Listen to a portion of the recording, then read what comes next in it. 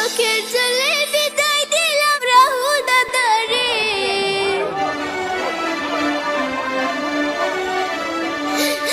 পর জন্মে আইসা তুমি আবার ফিরে।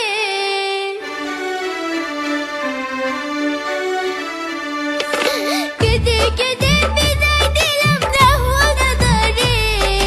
পর জন্মে আইসা তুমি আবার ফিরে।